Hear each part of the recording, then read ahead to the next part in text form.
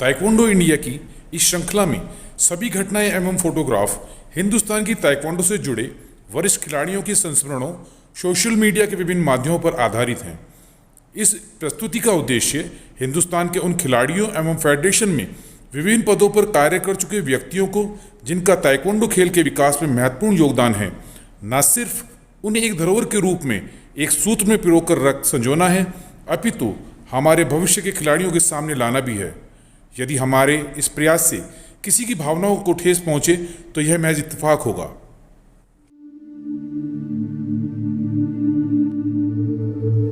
यूं तो हिंदुस्तान में ताइक्वांडो के जनक के रूप में अलग अलग लोगों के अलग अलग दावे हैं। हिंदुस्तान की ताइक्वांडो की शुरुआत दो दिग्गजों के आसपास में घूमती है। कुछ लोगों का मानना है कि हिंदुस्तान और नेपाल में ताइक्वांडो की शुरुआत मास्टर पूरण एंड्रयू गुरंग के द्वारा की गई और कुछ का मानना है कि हिंदुस्तान में ताइक्वांडो लखनऊ से मास्टर जिमी आर जित्यानी द्वारा शुरू की गई। परंतु इस बात से भी कोई इनकार नहीं कर सकता है कि हिंदुस्तान में ताइक्वांडो खेल को पहचान दिलाने में महत्वपूर्ण भूमिका वियतनाम मूल के हिंदुस्तानी और आज वर्तमान में ग्रैंड मास्टर जिमी आर जित्यानी की ही है। हालांकि उस समय तक कोरिया और हांगकांग में ताइक्वांडो की विधिवत शिक्षा ग्रहण कर सुदूर उत्तर पूर्व का युवा second and black belt Puran Andrew Gurung Assam और सिक्किम में ताइक्वांडो की प्रैक्टिस शुरू करवा कलकत्ता तक उतर आए थे। परंतु शर्मीले स्वभाव और आजाद ख्याल मनमौजी युवा गुरंग को फेडरेशन बना बंधन में रहने का विचार शायद उस समय तक नहीं आया था। वहीं दूसरी ओर हिंदुस्तान ताइक्वांडो को बढ़ावा देने के लिए सभी बिखरे हुए मार्शल आर्टिस्टों को एक सूत्र में पिरोने की जिम्मेदारी जिमी आर जित्यानी ने उठाई। सन 1975 में वो दौर था जब विश्व पटल पर मार्शल आर्ट सम्राट ब्रूस ली के देहांत के बाद उनकी फिल्मों का जबरदस्त बोलबाला था। लोगों के दिलो दिमाग में कराटे और कुंफू का जादू सिर चढ़कर बोल रहा था।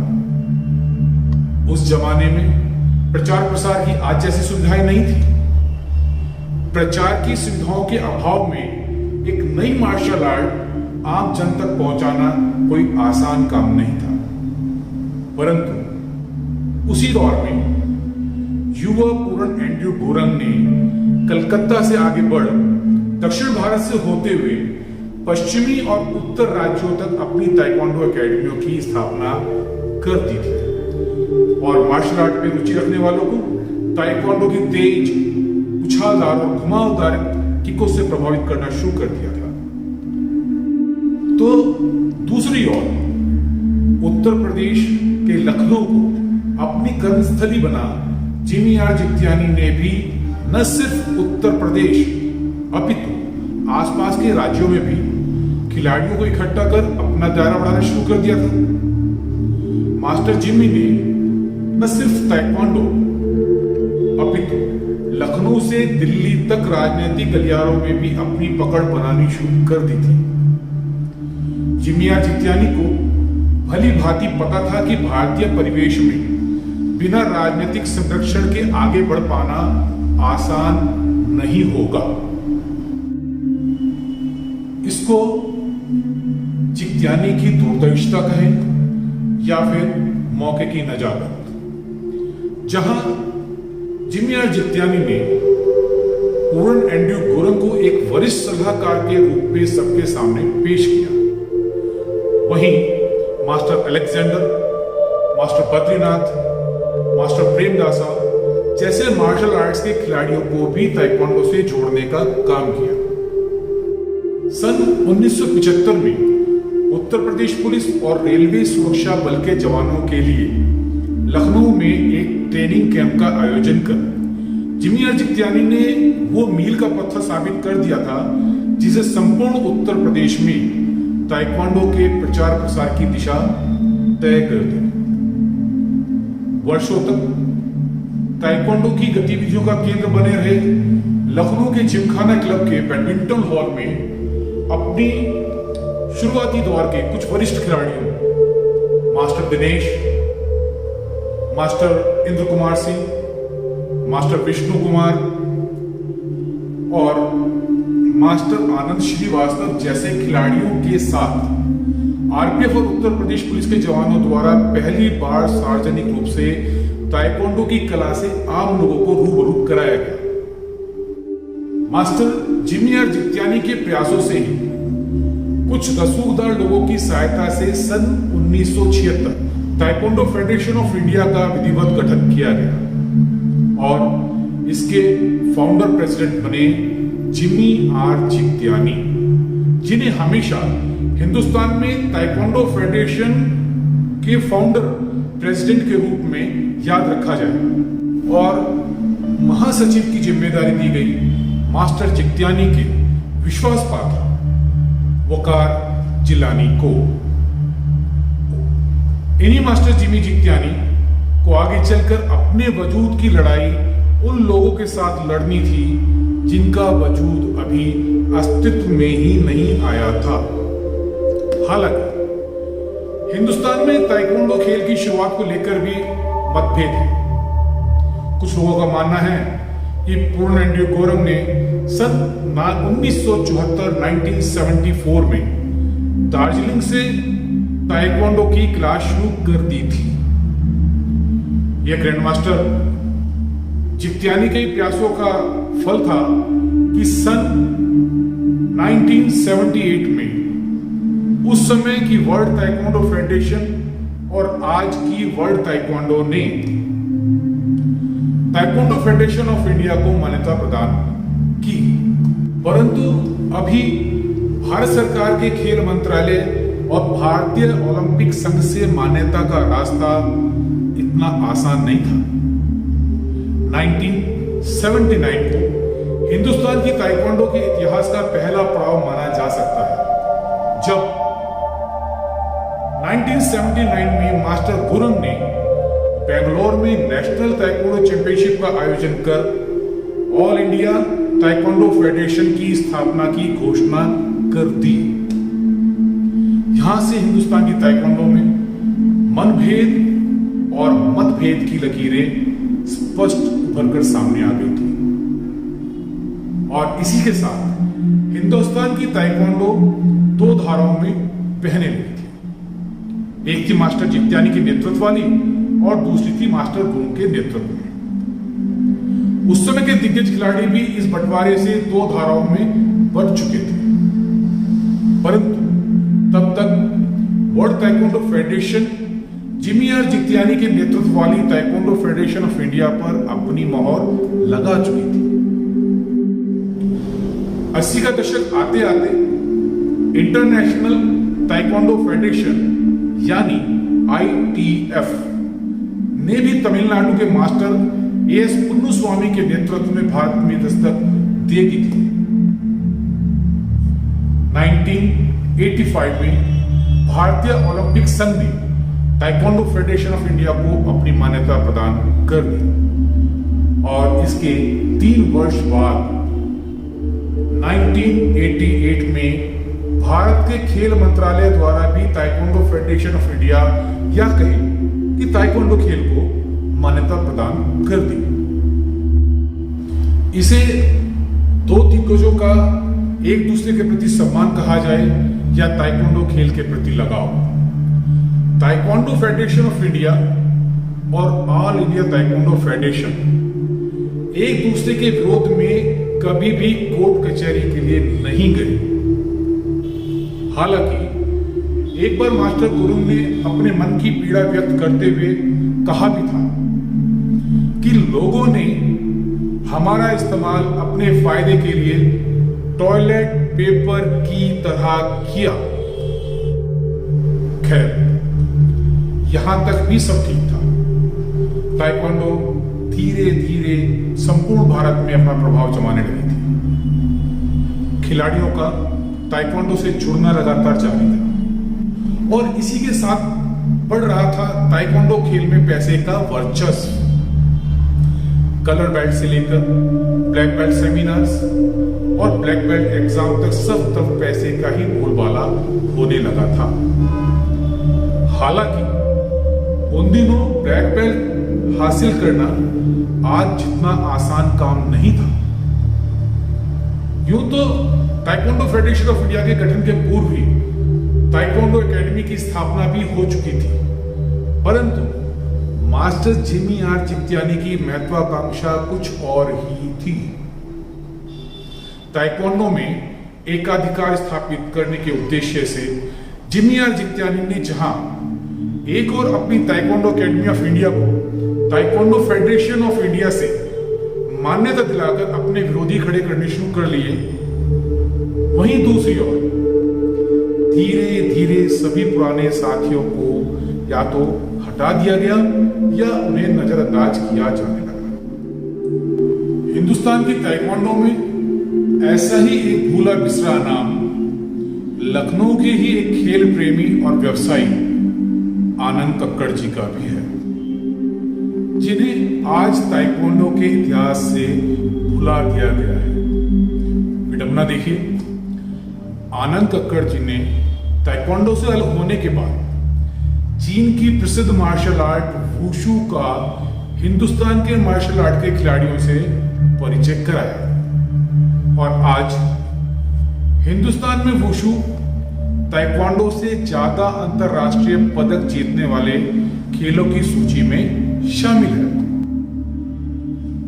आनंद कक्कड़ जी ने ताइक्वांडो छोड़ वुशु को अपनाया, हिंदुस्तान के मेडल वर्ल्ड चैंपियनशिप में आए और मास्टर गुरुंग ने हिंदुस्तान को छोड़ नेपाल का रुख किया और नेपाल ओलंपिक तक पहुंच गया। अब इसे किस्मत का खेल करें या गंदी राजनीति का परिणाम, हिंदुस्तान की ताइक्वांडो आज भी अपनी पहचान के लिए तरस रही है।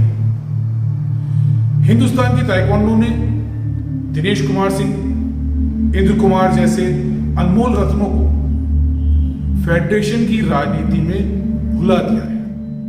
हालांकि सन 1988 में हिंदुस्तान के खिलाड़ियों मोहम्मद नदीम, नरेश सिंह, विनय अग्रवाल, रामपाल शर्मा, संजय सारस्वत, खुसरू खालिद, सतीश चौहान और जितेंद्र शर्मा ने सीके शर्मा जी के नेतृत्व में, जी हां, आज की जनरेशन के भी बहुत से खिलाड़ी, बहुत से कोच लखनऊ के सीके शर्मा जी के नाम से अच्छी तरह से परिचित होंगे।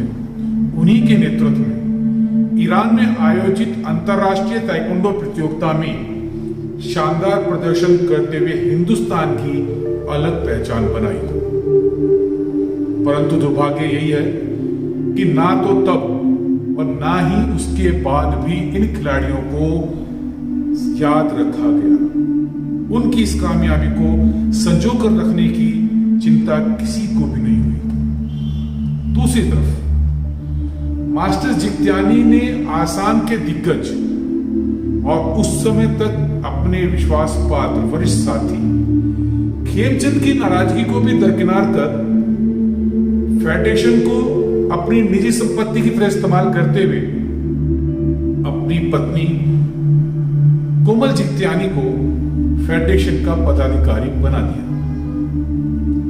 अब ताइक्वांडो एकेडमी ऑफ इंडिया के द्वारा ही black belt test, black belt seminar, colour belt seminar, colour belt test, referee seminar और आई कार्ड तक दिए जाने लगे।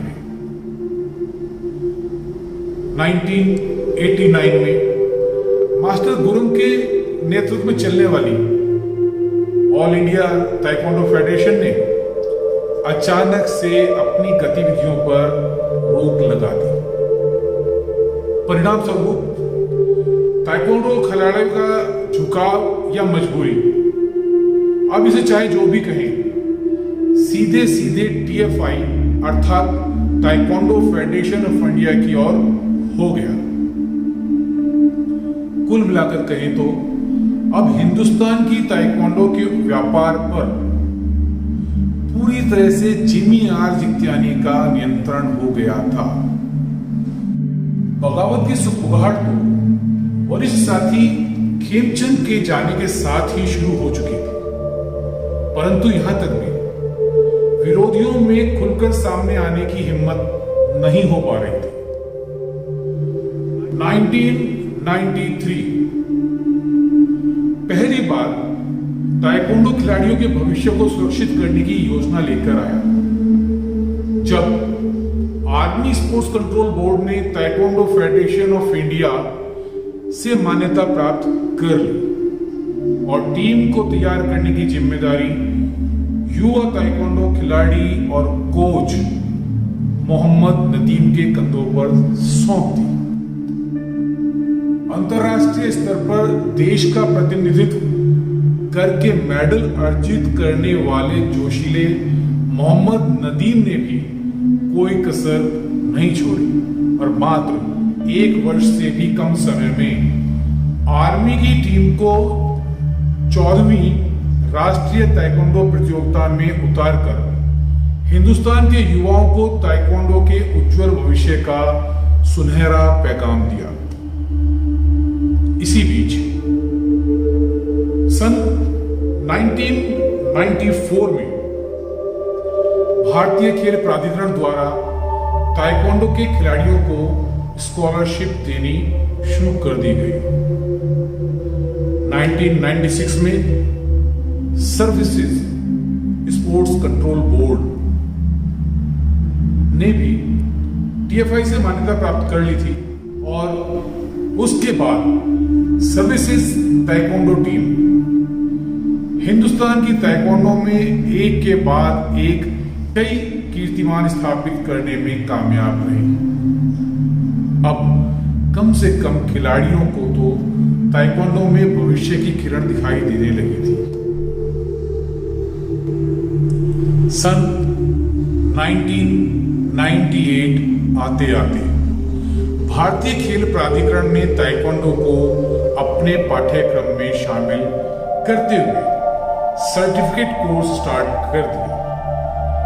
वही भारतीय खेल प्राधिकरण अर्थात साई, जिसमें 1988 में ईरान में आयोजित ताइक्वांडो प्रतियोगिता में लाइट वेट वजन वर्ग में भारत का प्रतिनिधित्व करने वाले संजय सारस्वत आज क्षेत्रीय निदेशक के रूप में अपनी सेवाएं दे रहे हैं।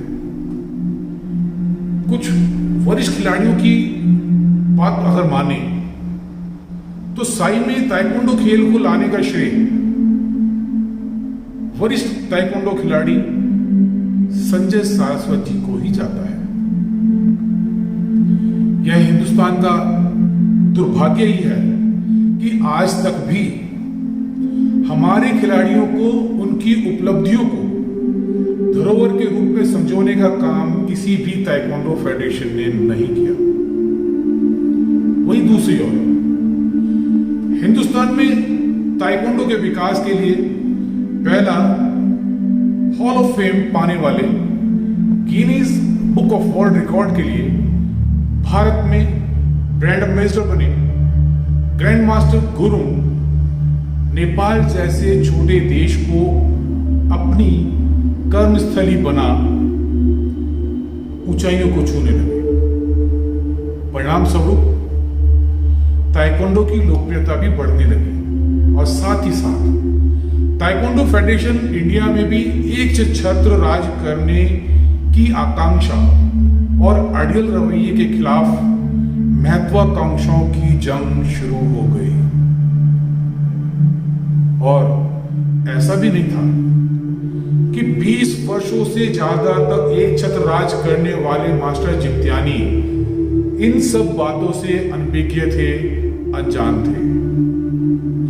मास्टर जित्यानी ने कभी ख्वाब में भी नहीं सोचा होगा कि जिस प्रदेश के मुख्यमंत्री को बड़े गर्व के साथ केटी सिंह बाबू स्टेडियम में आयोजित पहले अंतरराष्ट्रीय स्तर के ताइक्वांडो डेमोन्स्ट्रेशन का उन्होंने न सिर्फ गवाह बनाया अपितु मुख्य अतिथि भी बनाया, उसी प्रदेश से आकर कोई उनका एक छत्र राज मिनटों में ध्वस्त कर देगा। मास्टर गुरंग और मास्टर जिग्त्यानी के बीच फादर ऑफ इंडियन ताइक्वांडो की जंग आज भी जारी है। हमारी जानकारी के अनुसार मास्टर गुरुंग पहले भारतीय सेकंड हैंड ब्लैक बेल्ट और फिर 1982 में पहले अंतरराष्ट्रीय रेफरी बने। उनके एक वर्ष बाद मास्टर जिग्त्यानी अंतरराष्ट्रीय रेफरियों में शामिल हुए।